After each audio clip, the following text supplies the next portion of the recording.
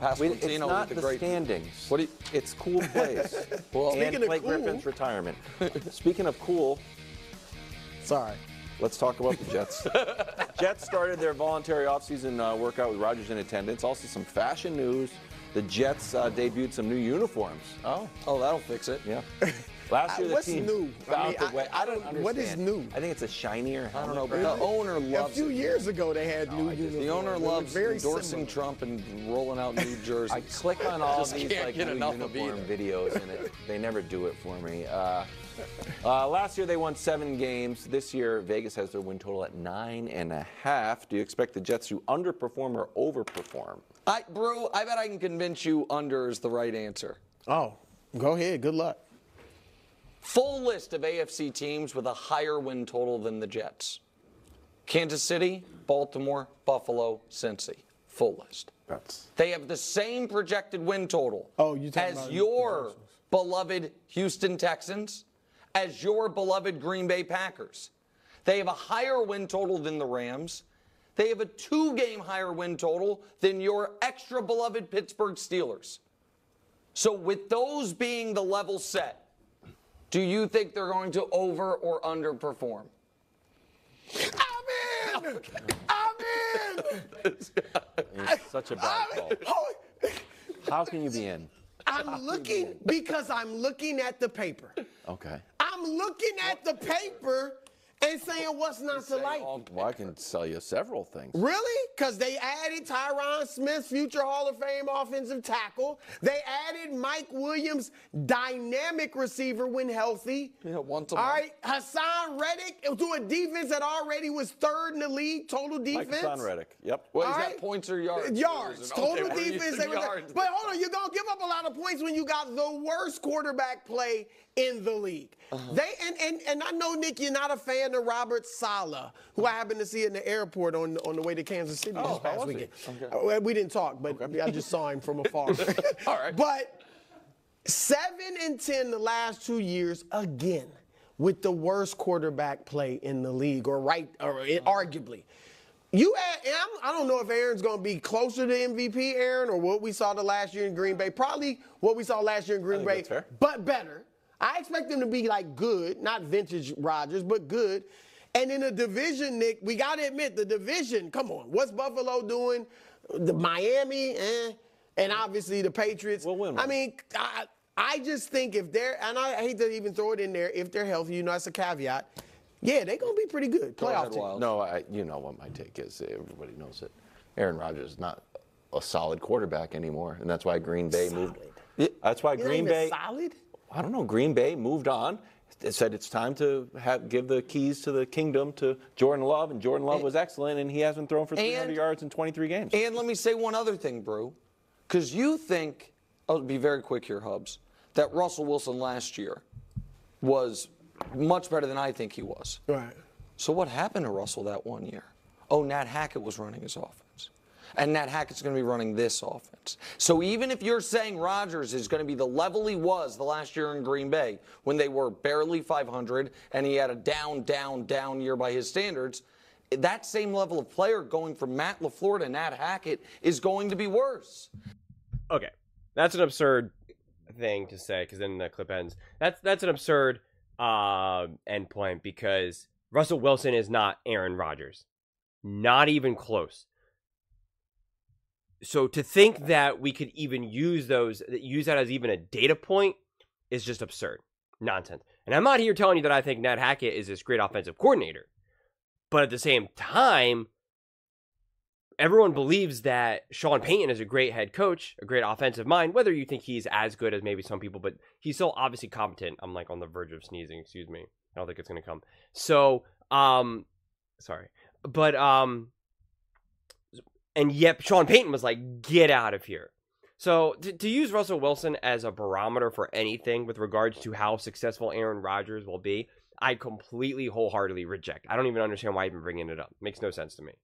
Because then bring up the years that Aaron Rodgers had with Nathaniel Hackett. That makes more sense. Now, do I think Aaron Rodgers is going to be quote-unquote vintage Aaron? I lean towards no, but I leave the door open Now, it's so hard because we're not sure if players like LeBron James and Tom Brady are exceptions to the rule. That is it really modern science and health and wellness and taking care of their body and modern surgeries and all of this type of stuff that allows these players to play longer? Or is it just so happened that we saw both these players playing around the same time, and now it's giving us this illusion that, hey, other players are going to be able to play longer, be able to be stronger, faster for longer periods of time? I really don't know. I think it's probably a combination. I think it's a combination of luck, of genetics, and as well as taking care of yourself. And where does Aaron Rodgers fall on that spectrum? I have no idea. No one knows. So is it possible that Aaron Rodgers, was just really not happy in Green Bay, was really, wasn't meshing with Matt LaFleur, didn't like the pieces that they had, didn't like the offense, whatever, was getting exhausted, was tired, was burned down, and just needed a fresh start, not unlike Tom Brady with the New England Patriots. And then when he got to a team that was actually good, was ready to go, of course, Tom Brady now wins the Super Bowl. Could something similar happen to Aaron when he's finally motivated, excited to play again, inspired? Not to mention he has the motivation of coming back from the injury, of being like, this is not the way I want to go out. I mean, unless Aaron has really found, because he's all about like spirituality and all that type of stuff, which is, great, more power to him. Unless he's really like found that peace of mind where he's just like, hey, you know what, no perfect endings, everything's all good. My career panned out exactly the way it always was going to, kumbaya, om. Then I have to feel like the competitor in him, the athlete in him, if he still has that inside him, is like, I am not ending my career going out the way I'm going out. Like I'm not ending like how I ended things with Green Bay, and I'm not ending the way how I tore my Achilles. Like I am going to ball out. I am at the very least going to have one more year where everybody remembers that is Aaron Rodgers. Because that's how athletes are. Everyone, you always want to end on a good note. I don't know about any of you other players, whether it be football or basketball. I always did this, especially. I did this for both baseball and basketball. I always had to end a practice or, even warm-ups before a game. Like, I always had to make a shot. Like, always. Even if it was something as little as a layup, always had to do it. Always had to end on that good note. Or if I was just playing street ball, whatever. Honestly, driveway, doesn't matter. Same thing with baseball. Warming up, I always had to throw like a perfect strike. And my one friend, my warm-up partner, who I'd always throw to, I would always, my last pitch or my last throw in general, I would throw if it was where I wanted to be. I would just walk away. I mean, he was my best friend at the time, so it wasn't as jerky as it sounds. But I'd finish it, and then I would just walk away, and he would be like, "What the heck?" But it was after we were both already warmed up. I wasn't leaving him hanging, but it would just be like done, and then boom, I'd walk. It was just a thing he did. And so I know other athletes have that same idea. You want to end things on a good note, and there's just no way that I can believe that Aaron Rodgers isn't doing everything in his power to make sure that happens. I think the Jets are genuinely a good team. Again, the caveat is health. We know that. And so I'm just going to continue this, this video with the idea that everyone's going to be healthy, because we just have no idea. Patrick Mahomes could tear his Achilles the first play next game. He just can. Opening day, boom, he could tear his Achilles. He could get hit and his knee could go the opposite direction that it's not supposed to go, and he never plays football again. Obviously, I hope that does not happen, but anything is possible, so all injuries are possible. So let's just toss that to the side. My narrative, my whole thesis has been that the Jets won like 7 games last season with the worst quarterback ever. Their defense was elite. Their defense should have gotten even better now.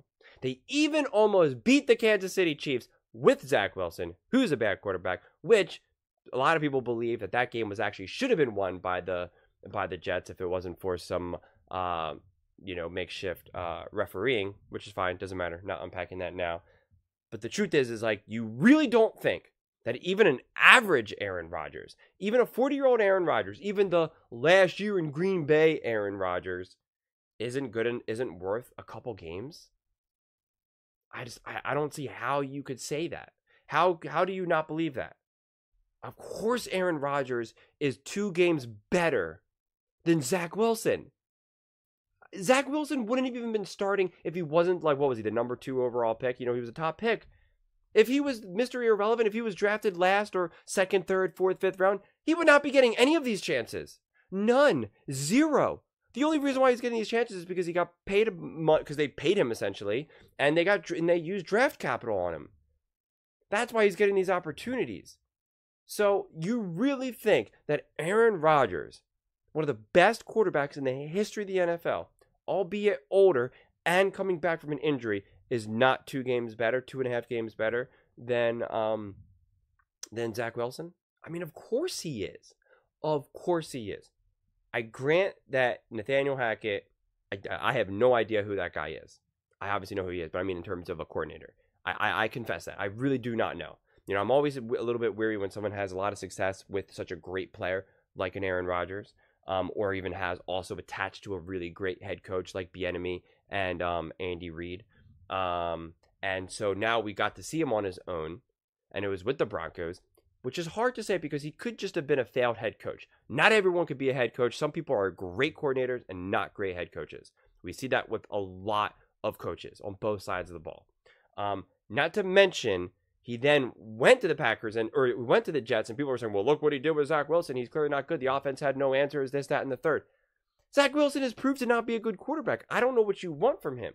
So is Nathaniel Hackett as good of an offensive mind as a Shanahan or a Shane Steichen or Sean McVay or Andy Reid? Like, no, I'm not saying that. But is he competent? I'm sure. And here's also the interesting thing. If Aaron Rodgers is truly one of the best, which I think he is, and he is an actual true offensive mind as well, because that's not always the same thing. Sometimes you have players who are amazing and unbelievable, but they're, they don't have the ability to coach, right? They're just so athletic and so gifted and so talented, but they don't truly know the game inside and out. I'm not entirely sure who Aaron Rodgers is in that, on that line. We know Tom Brady is that savant, right? We know Patrick Mahomes at this point is that savant. We know, LeBron James, Steph Curry, we know that. Aaron Rodgers, I'm not sure. If you have an opinion, definitely let me know in the comments below, because I haven't really made up my mind in that regard. But the reason why I'm bringing this up is because the reason why he likes Nat Hackett is because Aaron wants to have his DNA on the offense. He wants to have an influence of the plays that are being called, how they're designed, the approaches to games. He wants that. If Aaron Rodgers is truly that savant, right? It's like if LeBron James says, listen, this is the play that we should run. There's some players that you don't listen to. There's some players that they don't know, no matter how amazing they are. If they say, this is the play that we should run, it's like, I know you're amazing. I know you could throw the ball better than anyone else in the history of the game, but you do not have the mind for this. This is not your expertise. This is my expertise. So you're just going to listen to what I say. And then there's other players where you do. Again, LeBron James has proven to have that role, right? LeBron James would probably be oftentimes, able to coach himself better than some of the other coaches that he's had in the past. But that also can go terribly wrong as well. So it'll be interesting to see who Aaron Rodgers is in this moment, because it seems like the whole benefit for Aaron of having Nathaniel Hackett is that he gets to put his fingerprint all over, the Jets' offensive approach. We didn't get to see that last season because Aaron got injured. So to make any type of evaluation on that is silly to me, because we didn't get to see Aaron. We got to see Zach Wilson, and that is meaningless to me.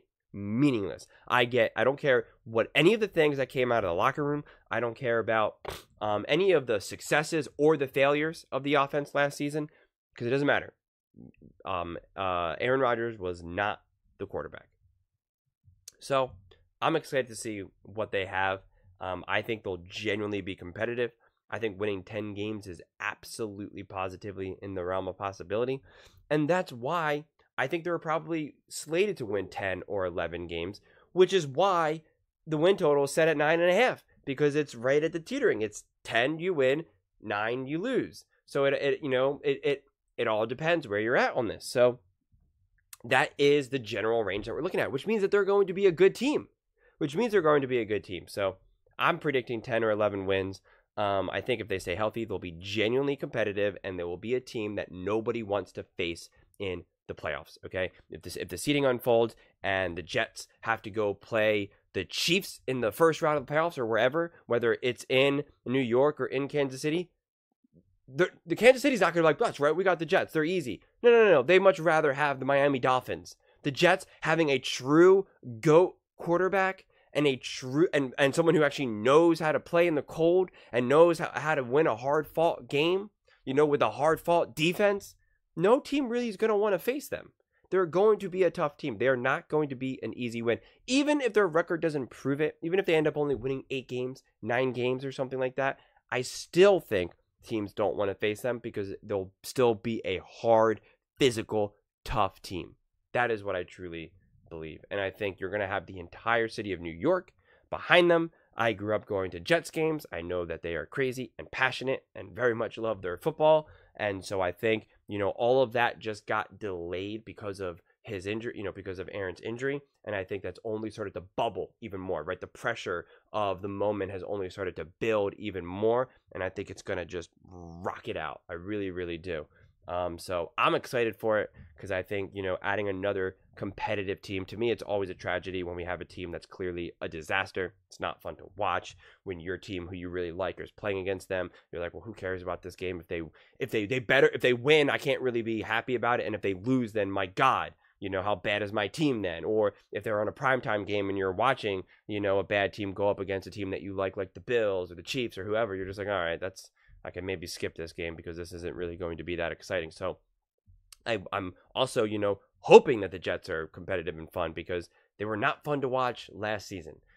So this year, hopefully we have some good times ahead of us. But those are just my thoughts. I would absolutely love to hear yours. Do you expect the Jets to over or underperform? Let me know in the comments below. I read every single comment. So whether you agree with me or disagree with me, either way, let's get in some discussions. Let's get in some fights. But ultimately, let's just have some fun. And please do consider subscribing. We are building an amazing community here, and I would absolutely love to see you part of it. I want to build something that we all genuinely feel connected to. Something that we're really excited to be part of, and I think we're well on our way to doing it. And please don't forget to give this video a thumbs up. It really, really does help with the visibility, and it helps combat all the trolls and the haters. Thank you so much, and see you next time.